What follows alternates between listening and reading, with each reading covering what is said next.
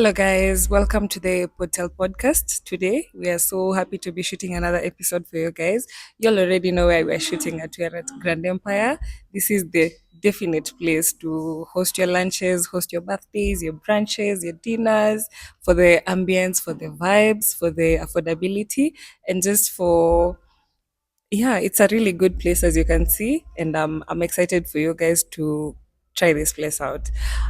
Today we are joined by the very lovely members from Ohio Life, and this is a blood organization where they are going to take us through the process of blood access, blood processing, and blood distribution. Yeah, I would like for them to introduce themselves and briefly tell us what they do and tell us a little bit about their organization. Welcome, guys. Thank you. Yeah. So, hi everyone. My name is Vivian Muthoni Adjai. I'm the storyteller, copywriter, and also communication engagement coordinator at UHAI. I'm also a blood donor before everything, and I'm also a volunteer and happy to be part of UHAI Life Sciences. Thank you for having me. Oh, you're welcome. Hello, my name is Ben Mogusu. I'm the Chief of Operations at Uhai Life Sciences and also part of the founding team that started Uhai about 2 years ago. So we've been mostly centered in Eldoret, but we are slowly expanding to other regions like Nairobi. Thank you. Okay, hi guys. My name is Mary Jerop. I'm a fourth year medical student at Mo University and I'm in charge of the media relations or social media manager at Uhai Life Sciences. So we all know social media is the key role in making everything impactful and sharing it out. So that's why we try to advocate for Instagram pages being active, and that's my role in Uhai. Thank you so much for having me. Oh, you're welcome. I'm so happy to have you guys, and I'm looking forward to this very life giving, literally, very life giving conversation because we're going to be talking about blood. Yeah. So I would like for us to rewind a bit, and I would like for you guys to take me back to what inspired the creation of your organization, and I would also like for you guys to tell me a little bit of how you guys first got involved in the world of blood donation and blood distribution. Yeah. Yeah. So Uhai started about, let's say, 3 years ago, Mhm. but we just celebrated our 2 year anniversary last month. Oh, Yeah, congratulations. the first drive was at Moi School Mhm. of Health Sciences, and we started it because during our rotations, because we're medical students, Mhm. um, we encountered a lot of patients, especially in the pediatric oncology unit, that were really struggling to get access to life-saving blood and blood products. Mhm.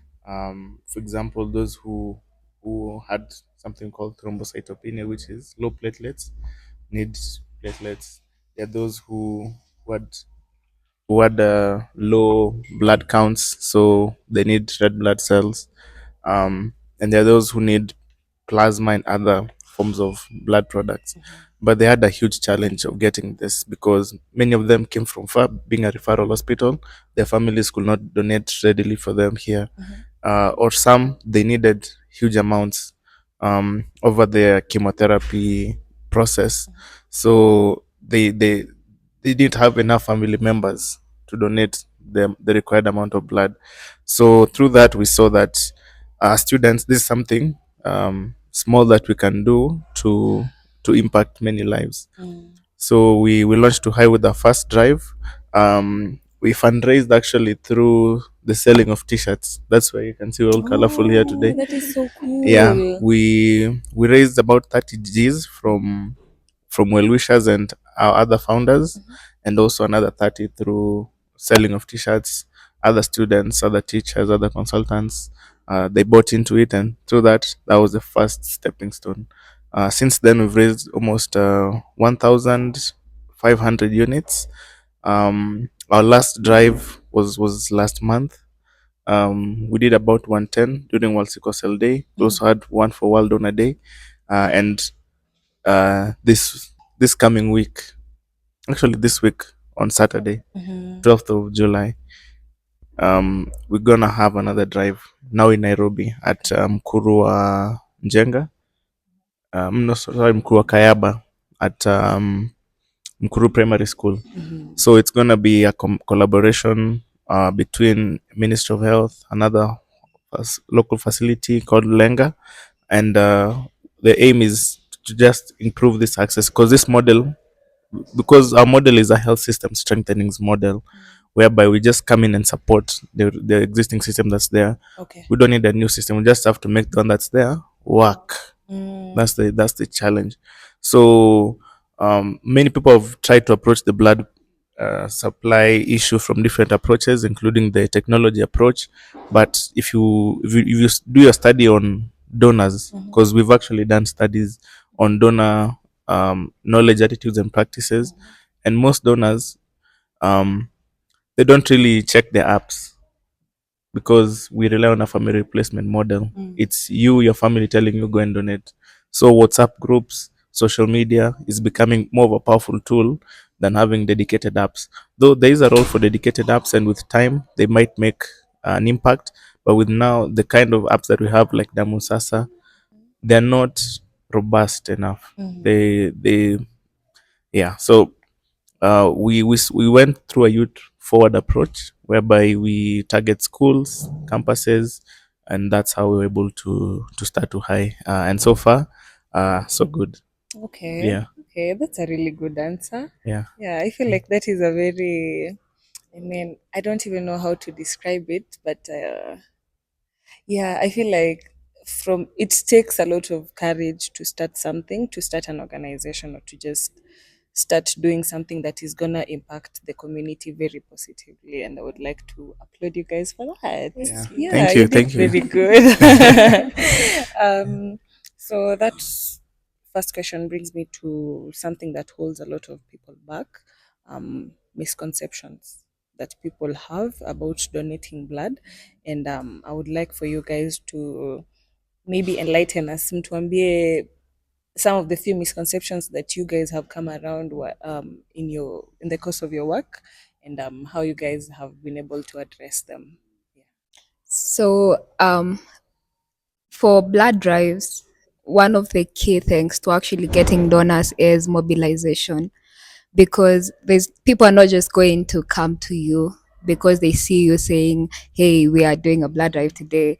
They don't. It's for you to actually go up to them and be like, "Hey," for example, when you did World Sickle Cell Day, it was on the 19th of June at Eldo Poly. So you go up to someone, you're like, "Hey, so I'm part of High Life Sciences. We have a blood drive today. We are commemorating World Sickle Cell Day," and you also have to tell them why World Sickle Cell Day, why not anything else, why World Sickle Cell Day. So you have to mention that sickle cell patients need blood. You also have to meet them at their level, because sometimes you'll tell someone, "Hey, could you donate blood?" And then they're like, "Sina damu ya kutosha." You're like, How do they know? yeah, like, how do How do you you know? know? Right. So now that's the part where you have to tell them, we have very dedicated people from the blood bank, who are going to do your HB count, where they check and see if you do actually have what you're terming as enough blood, though that's not the right term. So there are people who are like, kwa nini nikupe damu yangu? What am I getting in return? You have to make them see where you're coming from. It's voluntary. You're helping someone else. However random they are, chances are you never meet someone who you've helped, who's gotten your blood. So you have to make them see the other person who's suffering. It's a kid struggling with leukemia, a kid struggling with any other form of cancer. So could you please see their pain? Could you please see where we're coming from? It's sickle cell. These are patients who really, really need blood. It's hemophilia, sorry. They need blood. So sometimes engaging people, especially those who've never donated before, it's quite tough. Some have fears of needles. They've seen how big the blood donation needle, how big it is, but you have to tell them it's so painful. It's just a prick, a normal prick. So I think mobilization has been a challenge sometimes, because some people are very adamant that I don't want to give you my blood, regardless of how justified you are to need their blood. People are like, mimi niliambiwa nisipeane damu yangu, mimi sina damu ya kutosha. Ni wapi mnapeleka damu? Nataka kuuza damu yangu. You're like, To sacrifice. Uh-huh. no. Yeah, there are also people like recently when we had hemophilia day at Queer, I went up to someone. I was like, hey, we have a blood drive today and we really need your help. Hemophilia is, so many people are suffering in the hospitals and we need to get them blood. And so I was like, nyinyi ndo mnauza damu huku nje? We're like, no, you can see we are an organization. I'm already telling you what we do before I even ask for your blood. Or you find someone, you want to engage them, even take pictures of them. People have their own misconceptions. Mnataka kupiga picha ndio mtumie wazungu. So such things. Sometimes it's really tough, but when you meet someone where they are and you explain to them exactly what you're doing and why you're doing whatever you're doing, some people actually just cave in and they're like, yeah, I'm willing to help. Yes. Yeah, that's a good answer. Okay. One common question I sometimes get is mnapima ukimwi, get, because they're afraid that, nikifika hapo then you'll ask for my status, or at that point when they'll start pimaring for your HIV status. So that's one thing that makes people shy away from blood donation. Yeah. I also, the same thing that Vivian had mentioned about people saying that we are selling blood. There's a time I was coming to blood bank for one of our activities. Then akaniambia mnafanya nini hapa? I was like, we're doing a blood donation. Akaniambia nyinyi ndio mnauza, si ndio? So it's a really common thing. It's a really common thing. Yeah. Okay. I feel like it's really important to really get into these communities, and like I know educating somebody from scratch is really, really hard, because you have to break down a mentality for you to, it's like, okay, it's not like brainwashing, but it's something like that before, because if you want to brainwash somebody, you have to break their mind first, and then now you instill your values. So I feel like, and it's not easy to brainwash, so I can only imagine how it is to like start educating people from scratch, because there are some barriers you have to break in order to instill yours. I really do understand, and I feel like that is a great step you guys are taking. Yeah. Shit. Okay. Um, I feel like this discussion on misconceptions and this question on misconceptions, it leads perfectly into this next question, where I would like for you guys to walk us through what happens to donated blood, first from the moment someone donates it to when it reaches a patient in need. Yeah. Yes, that's an excellent question. So when it comes to the whole donation process, it even begins even before you donate. So there's something we call donor selection and recruitment. So you have to select the right donor at the right time, for you to get the right amount of blood that you need. Like right now in Kenya, we're a population of a little bit over 50 million. So we'll need about 500,000 units to sustain, and that's the minimum requirement required by WHO. Ideally, we should be at 10%. That is a point of full self-sufficiency, but 1% is is um is passable. So with donor recruitment, it starts with selecting the right groups of patients who mean of donors who best fit the criteria. So ideally, young patients that are above 50 kilograms and not more than 130 kilograms, who are of good health and are not on any active medications like antibiotics, and so forth and so. So after you've selected your donor and you've educated them, because that's a huge part of it, educating them on their rights and also what they're entitled to, we go to the collection process. So the phlebotomy about it. So typically, blood is collected in blood bags. So there are many types of blood bags. It's a whole thing, from pediatric bags to double, singles, and but mostly used double bags, and also still within the collection process, a sample is taken. So that sample will be used to test for transfusion transmittable infections. We call them TTIs. So TTIs are like TB, HIV, and all that. So that is tested, but not on the site. It has to be sent to a special lab that have what we call ELISA machines. That's enzyme linked immunoassays. It's a test too that tests all those things. Yeah.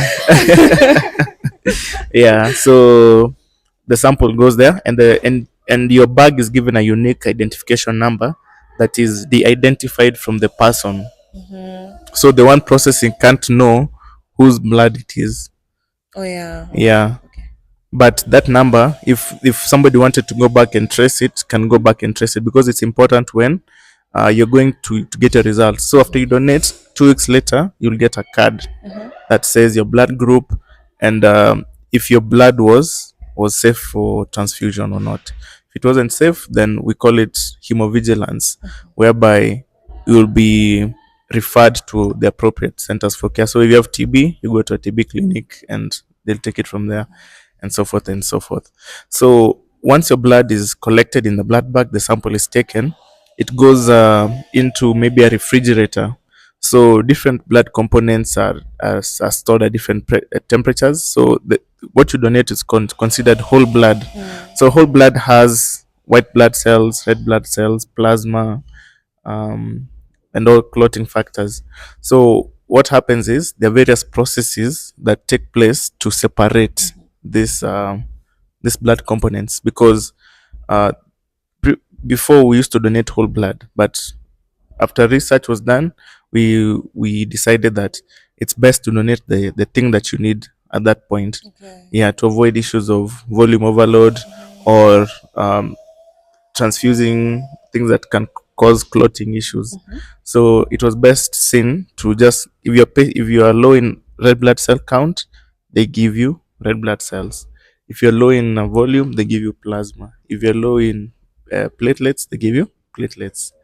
So so that's why you hear the phrase whereby one pint of blood can save three people. Yes, and sometimes even four. Yeah, yeah, and six for kids. Yeah, because kids require a small amount of blood at a specific time. So once the blood is separated, each of those components can be stored at different temperatures for a different period of time. Yeah, so something like plasma, it's frozen. Like we call it Frozen fresh. to ice. Yeah, it's called fresh frozen plasma, FFP. You won't be given plasma as it is. It's called fresh frozen plasma. So when it needs to be used is when it's thawed. In a microwave or something. No, no, no, no, no, no, no. No, people think it's a microwave, but I'm so curious. This there, is there so are various fascinating. ways of thawing. Yeah, including using water baths and other forms of thawing, or even just leaving it at room temperature, depending on the prevailing weather.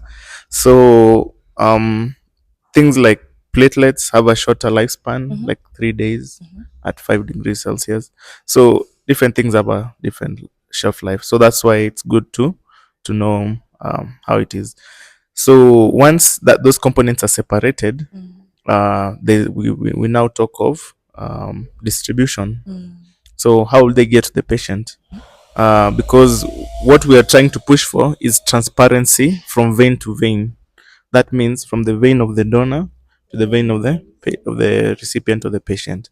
It has to be completely um, transparent, because issues like damu in Auzwa and things like that started because donors lost trust with the system. There was a time CS Mtaika Gwe mentioned that, oh, some of Kenyan blood was found in Somalia and things like that. So that's where that myth started from. So uh, then it has been harder to find recurrent donors, because they believe that their things are being sold outside there. But we want to clarify that even as it stands, we cannot meet our own demand. Yeah, so those are the challenges that we face. So once blood has been separated, so the safe blood is separated, and those units are sent to whichever hospital needs it. So typically forms are written and requests are made depending on the clinical requirement of each patient. Then once transfusion starts, it has to be monitored to avoid any transfusion related reactions. Yeah, like if you give blood too fast, it can cause a reaction. If you give it too slow, it can clot in the, yeah. So No, yeah, no. yeah. Okay, the only thing I know about blood transfusion and whatnot, if you're having a blood transfusion, Mm, you're likely to feel the taste of blood, mm. or chest or something. I don't know. It's a Um, really weird thing. yeah, some patients do mention that. Yeah, so they mention that. Yeah, though there's no scientific evidence to really back it up. Okay. Yeah, because I don't think that's something people look at really. But um, yeah, but there are those reactions. Like, let's say you're given the wrong blood group. Uh-huh. Typically, before you're given, it has to be cross matched. Then after cross matching, they have to like test it twice before you're given. So this prevents any reaction. But still, um, even though our blood groups may be, let's say mine is A plus and has is A plus, they're seen to match. But if it's put on a glass slide, then both drops are put on the same slide and tested, they can still be clotting that can happen. Okay. Because in your blood you have over 100 antibodies, different types. The common one is the ABO antibody groups, but there are more classes than that. And those other proteins and clotting factors might react with each other. So that can happen. So that's why it's important to cross match at different times to see if there's any possibility of a reaction. And if any reaction happens, it needs to be stopped immediately, and emergency resuscitation efforts have to be taken. But now the conundrum comes when it's an emergency situation. Let's say you got in a car accident, or a mother just came in and she's bleeding after giving birth or during the birth process. So typically they're given the O negative blood group because it's the universal donor. Yeah, but that creates a very big shortage of O negative blood. Yeah, and those donors are typically sought after more than others because they're in high demand, and their blood typically matches with most of other blood groups. Yeah, so it's a whole science, but that's the whole process Truly, from truly. the access, how we get it, how we recruit donors, how we retain donors. That's more important. And with Duhai, the thing that we're looking at is behavior modification. So most people associate blood donation with a gloomy thing because the last time you asked to donate, your family member was in critical condition, and they might have passed on because maybe they didn't get adequate units. So they consider that they have that resentment, we call it, and a negative feeling towards donation. So we want to change that narrative to donation being a happy thing, so that people don't associate it with the gloominess. So what we do, we run things like bike trains, like on World Sickle Cell Day, we did a bike train from Blood Bank to Eldoret Poly. We just cycled Okay. about 6. It was a workout. Yeah, I mean the distance. Yeah, but it wasn't too bad. People enjoyed, and people still donated after cycling. So that was our goal. It long enough for you to feel it, but not long enough for you to get a reaction from the donation. We do things like painting, yeah, sip and paint during blood drives, and some of those artworks are now in the blood bank. Oh, So okay. so we paint and they're in the blood bank. So we do things like that.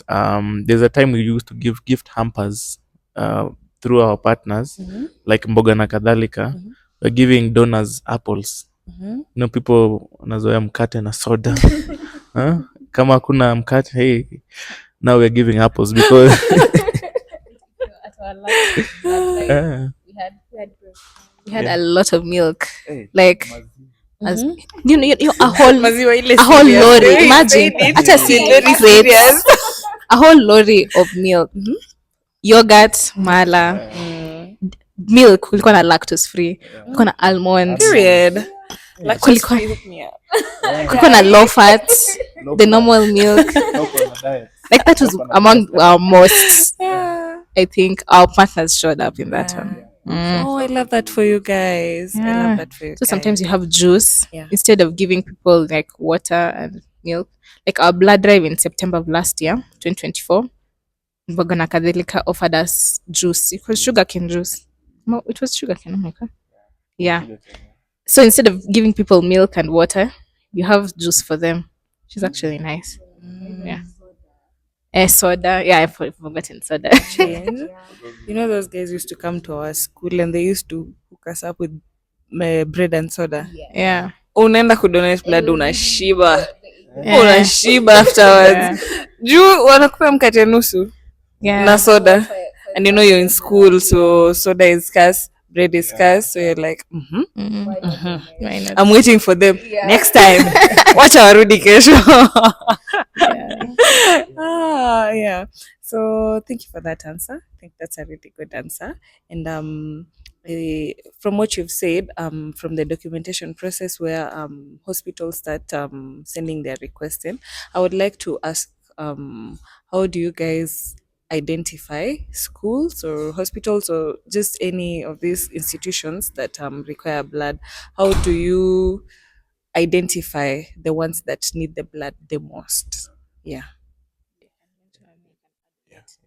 So first of all, as medics, it's rarely for them to turn up for the blood drives. But when you go to the community, they feel a need, yeah. They feel a need to at least donate. So that's why we go to different schools. We have gone to Kwaya, Catholic University of Eastern Africa. We have been to Eldoret Poly.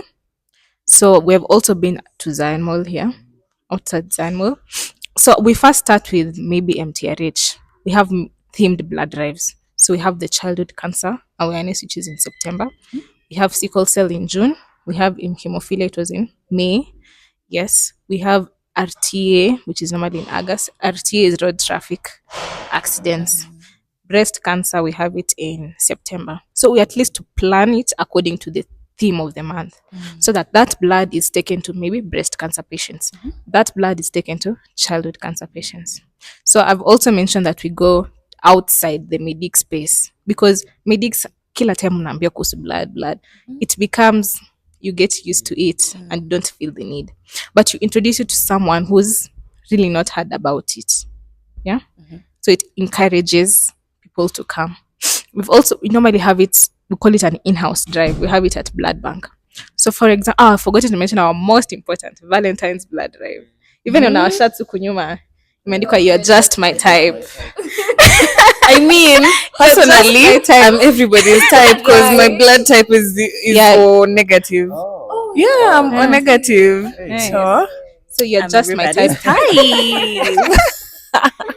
You're just my type is our theme during Valentine's. Yeah. So that's one of our most active, like that's our most pool of blood comes from that time. Because this year we had a 3-day blood drive around Valentine's, from 13th, 14th, 15th. So 13th we started at Jamia Mosque. 14th we had it now at Blood Bank. That we raised 79 pints of blood. That On one day. I mean, that's impressive. I could mention That's in really that whole impressive. that's those 3 days, just guess the number of amount of pints of blood we got. That So 170 times 3. Maybe tuseme you average like 200 pints in a day. Kwa hizo 3 days ni yeah, around you're close. So the first day we got 79, around 70 pints of blood. Second day we 179, yes. And then third day we had childhood cancer walk, which was organized by Faraja. We partnered with them. So we got around 60 pints. Okay. Along that whole 3 days, we got 392 pints of blood. So imagine all those patients were served within those 3 days. So That's so impressive, and I Yeah. feel like when you see such kind of turnout every day, I mean, it's just something that pushes you to keep going and do better and like just champion for this. And I feel like when you're doing something and then you finally see fruits and you start seeing it positively start impacting people and impacting you, I feel like now you have every a reason to wake up every morning and do Yeah. it again and again and again. Yeah. Yeah, most definitely. Yeah. I can add on It's so that. nice. Um, with regards to who gets the pints, currently we are on a family replacement model as it is in Kenya. So that one is based on how many family members of yours have donated. That's the problem. That's why Ohio was started, and so we decided to take the approach of um, who needs it, like the prioritization model. So through that, we're able to focus on the key patient groups that need it the most: hemophilia, sickle cell, cancer, maternal mortality, and so forth and so forth. So that's why we do the theme drives, as she was saying. But still, that's when UHA is on the ground. But on normal situations, like on a normal day, it's more or less how your family donates or how your friends donate, and that's a very huge challenge because in times of crisis, especially during the protests that we had, there are mass casualty events. What a mass casualty events is multiple casualties coming into the emergency department Need at of the same blood. time. So how do you decide who needs blood at I that? know. Yes, and at that point, nobody's family has donated for Yeah. nobody. It's what are the reserves that are in the bank that's gonna matter.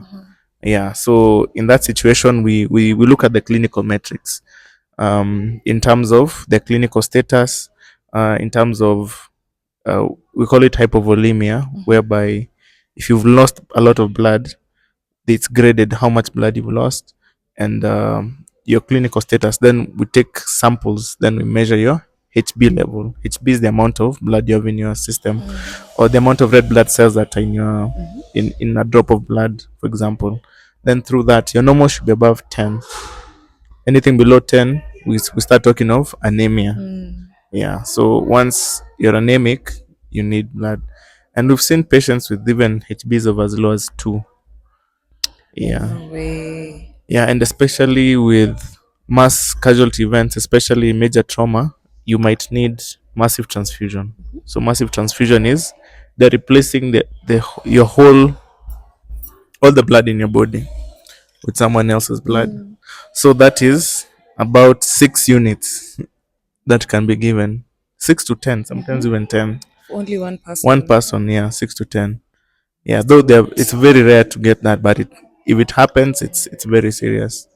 Yeah, so it's something that we're looking at, and hopefully, once we reach, there are countries that have reached self-sufficiency, like Singapore, and countries like those, people are regular donors. So every few months, everybody goes and donates. But here, it's an uphill task.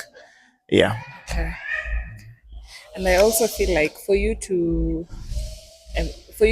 identify the need, I mean, for you to know the needs, the blood needs, maybe from a hospital or yeah, such kind of institution, you need to be on the ground. Like it's a boots on the ground situation. Yeah, like I remember when we had the World Donor Day on 14th of June.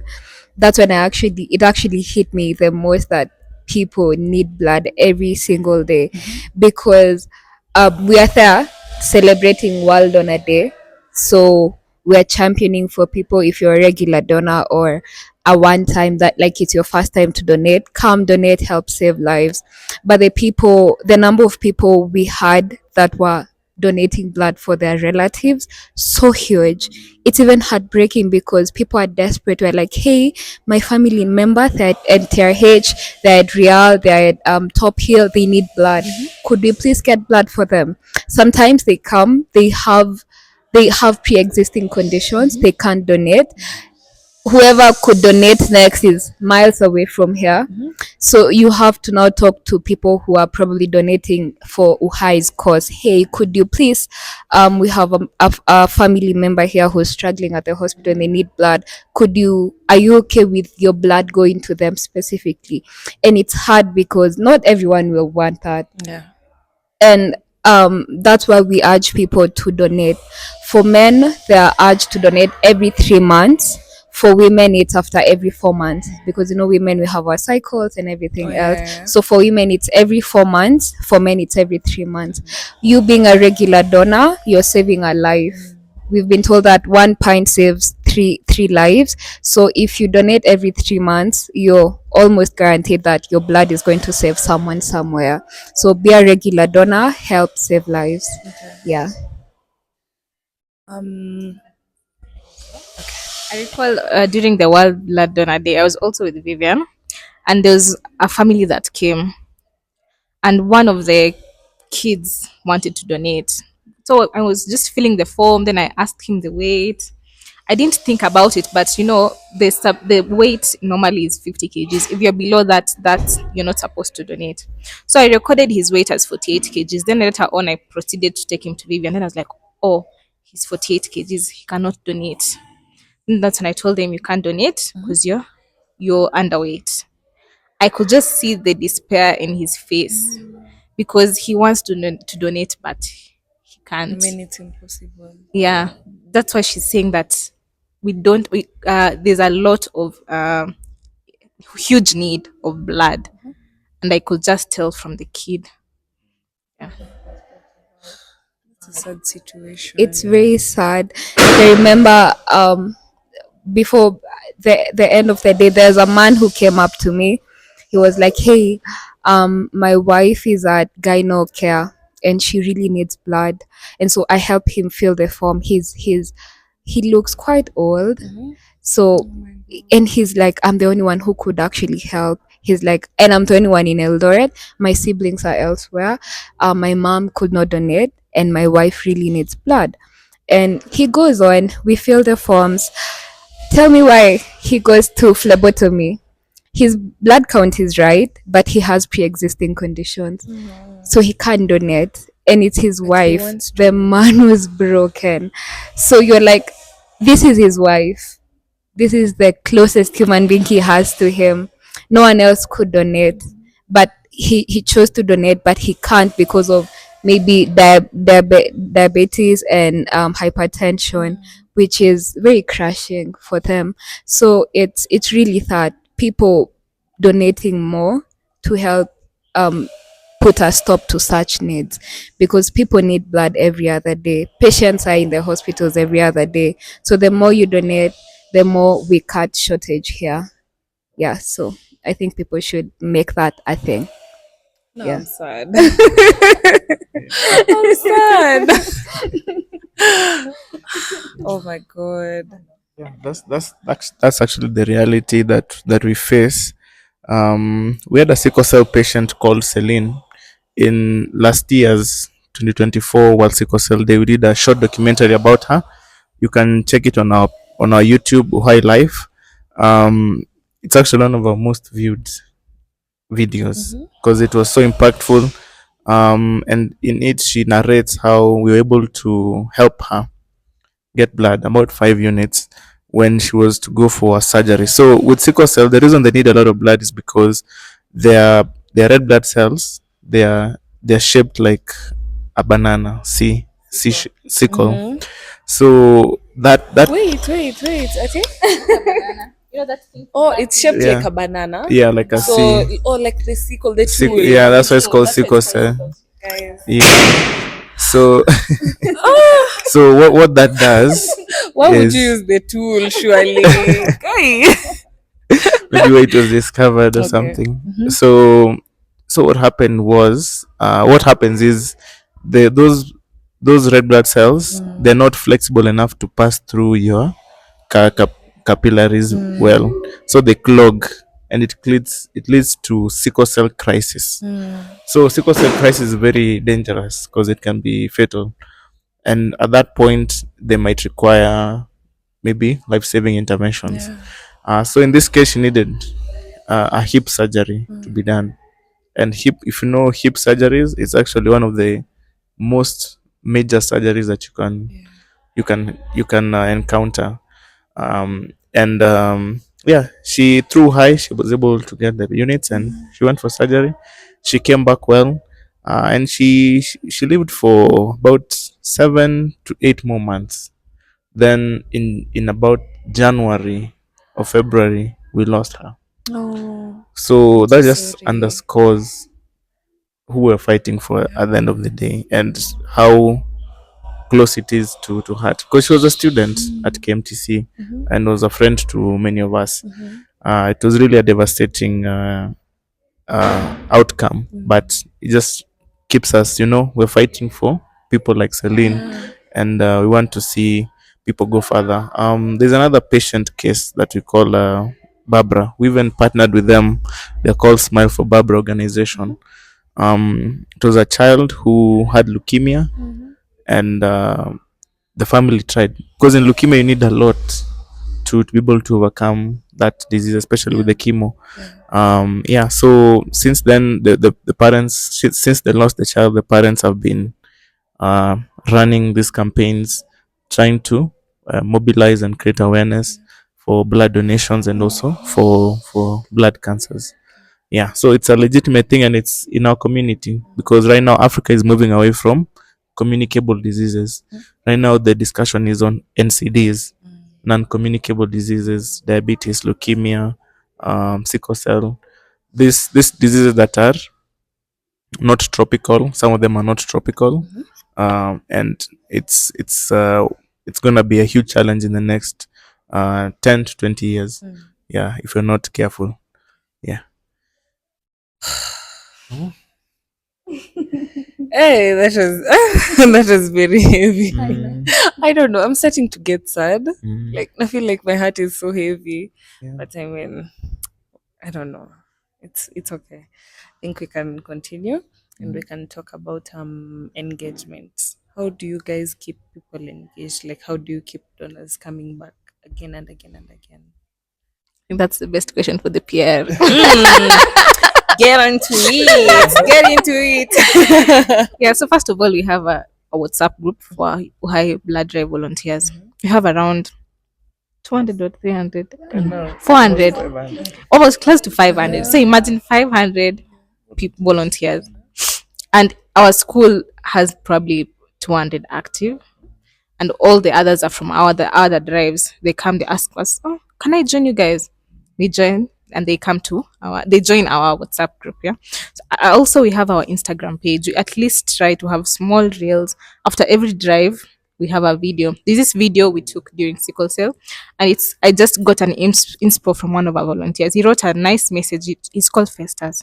So he shared to us, telling us he lost his cousin last year in 2014. Yes, consecutively he lost his cousin's brother, and then that's why he was motivated to join us in the sickle cell blood drive. His closing tag was, if you can change a life out there, change a life through Uhai. We also did a short video, and one inspiring thing that one of our volunteers told us is, so there's this trend of, what does something mean to you? Like, what does Uhai mean to you? You know, Uhai is a blood drive organization, but in a deeper perspective, what does Uhai mean to you? Yeah. So she said, losing a part of me to change someone's life. Okay, When I was guys. editing those videos, I was like, oh my God. Because I did a compilation of different variations of people, like explaining what Uhai means to them. It's community, it's love. Also, we have TikTok. TikTok is a platform where you do these short clips, because someone can't stay on TikTok and watch a whole 10. Okay, some people can. A You 10. haven't met me. I watch movies on TikTok. I can watch movies on So TikTok. on TikTok, we at least try to make small. It's in parts, so maybe one Yeah. part is like 10 minutes, and it's for one whole episode. I will watch those parts one by one. So I'm the type of person, and I sleep, I come up with something. So this time there was this trend, yeah, umebans. You remember? Yeah. So we did a trend there, like uspo ukiwa na wait, I don't remember all of them, but um, ukiuliza kama unapewa soda kwa blood drive instead of donating willingly, umebanned because why is soda your main priority? Why is not save? Why are you thinking about soda before thinking about the patient you're saving? Yeah. So ukiuliza kuhusu the snacks before you donate, umebanned. Yeah. you have those trends. Yeah. Also, when we have a blood drive, we make posters and try to circulate on our statuses. At least try to enhance our like volunteers. At least post on your status, because if 300 people post on on their status, we have a blood drive coming up. How many people will come? Imagine how We many share in people our it's gonna groups, our reach. school groups. At least so that people can come. We have our YouTube page, though we have some videos there, but we mostly focus on Instagram, WhatsApp, and TikTok. Yeah, that's where most people are. Or LinkedIn, actually. LinkedIn are where the corporate buddies are, Everybody's there, Yeah, so we put and we also tell our volunteers, when you volunteer, take a picture. Show when you say, today I was at Eldoret Poly, and the conversation moves on. Yeah. Yeah. I think that's a very engaging these people through WhatsApp groups. It's like creating a community of your own. And I Yeah. think once you create community, it's a very easy way of ensuring donor loyalty, Like you have people who will at the back of their minds they will always know at this time, anytime these people have a blood drive, I mean, I'm willing to go. Hata nini ifanyike, So nitaenda. I've So I forgotten think about our merchandise. We have merchandise. Sell this at it's 500. So we have branded it, and then we have sometimes we give our motorcycle, the riders, they had reflectors, that show high. During Valentine's Day, we gave the people roses. When you give someone a rose during Valentine's Day, it makes someone feel loved. And maybe next year they'll come again. They're like, oh, I was given a rose during that day. oh yeah. Why not? Let me come back. I think we met MJ and I during our last drive. We met one of the donors, and his story was he once needed blood desperately at Kenyatta. He was admitted at the hospital and he needed blood, and he couldn't get people. There wasn't blood in the hospital, so he had to have people mobilized to donate for him. So he's like, I struggled a lot. I almost lost my life because I didn't have blood. And he was like, this is why I donate every time there's such events. So people have their own stories of why they donate, why they're motivated to do it every other time. But I mean, knowing that you're saving a life should be a foundation already. Like, you're saving a life at the end of the day. So that should motivate you enough to donate blood. So kindly, for our listeners and our viewers, donate blood. Help us save lives. Yes. Yeah. Okay, so I think we are about to wind up, but I would like for us to like answer two more questions and then we can wrap it up. Yeah. So I think we can talk about timing. In the essence of, are there any specific time of the year where there are blood shortages? Yes. So we typically anticipate blood shortages during holidays, especially these major ones like around Easter, around Christmas, December, and New Year's, because typically that's when a lot of road traffic accidents occur. And it's a sad thing with Kenyan roads; they're not as safe as we would like them to be. So it creates a huge crisis, especially with the severe, like a bus crashing into a matatu. Yeah, you hear those stories, and that's when blood is needed. Um, and right now we're in the landscape of protests and a lot of major casualty events. We do experience shortages during those times. Yeah, so unfortunately, we need to be ramping up the kind of emergency care and how we think about emergency care in Kenya. And blood is a big component of proper emergency care. So Through that, I think we need to stratify our efforts Okay. to improve the supply. Okay. Yeah. Um, I think this is amongst the last questions. What do you guys wish more people understood about the power of blood donation and how it connects us as a community?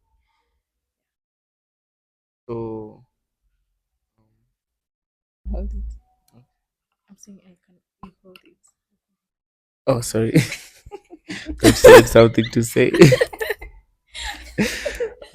So, as a community, we want to say that our slogan is "You're just my type," because we are in this together. Today it's me, tomorrow it's you, or tomorrow is someone else, or tomorrow is your family member. So let's stand for each other. In Kenya, we have the concept of undugu, and that is brotherhood or togetherness. And we need to stand together, especially through these tough times. Mm. I just have one phrase. Damu ni kitu ya kunyumana kweli. For real, utafanya nini yote?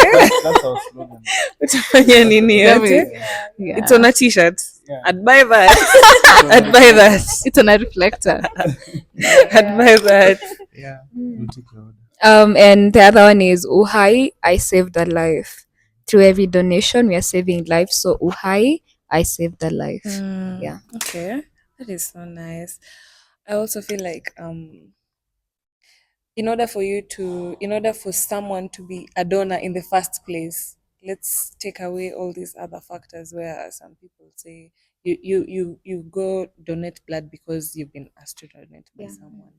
Let's take away such kinds of factors. I mean, you have to be really empathetic. Yeah. You have to be able to feel for another person. Yeah. In order for you to take the initiative and tell yourself, um, I'm willing to donate my blood to save another person that I don't even know. You really Yeah. need to be empathetic. Yeah. You need to be able to have compassion for other Yeah. people. I don't know. I feel like if you're a blood donor, man, you're just a good person.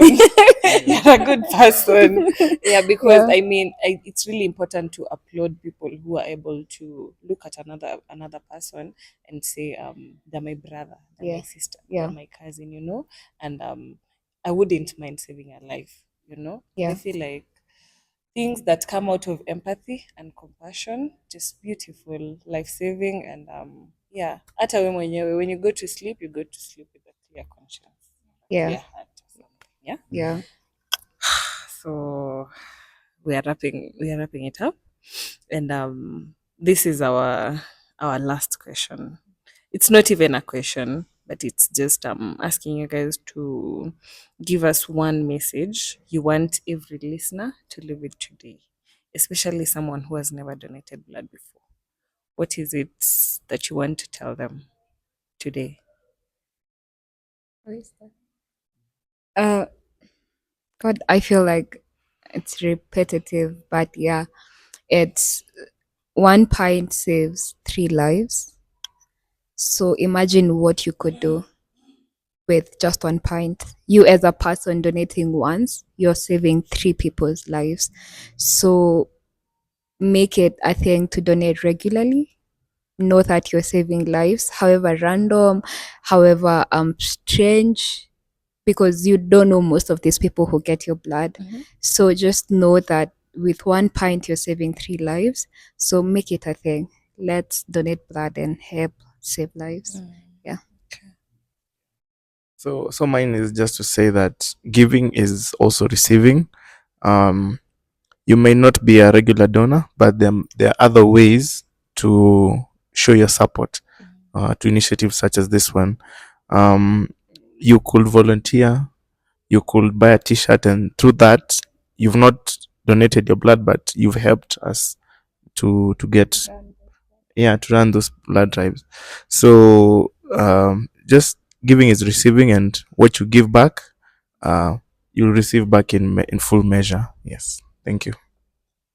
Okay, my closing take is we place ourselves in the patient's shoes. So I'm a patient. What would I want someone else to do for me? Yeah. So that's giving blood. That's all. Okay, maybe lastly, I can also mention our pages. On Instagram, we Yeah. are at uhai.life. On TikTok, uhai x life. On LinkedIn, uhai life sciences. And Twitter or X, yes, life underscore uhai. So, and also YouTube, uhai life sciences. We are all on the 5 social media pages. You can find us all through there. And also, we'll have our we'll have our link for our WhatsApp group on the Instagram bio so that people can join. Thank you. So yeah, I think that's a wrap for today. I've loved the direction which this conversation has taken. I'm so happy to have you guys here today, and I really hope that you've had fun.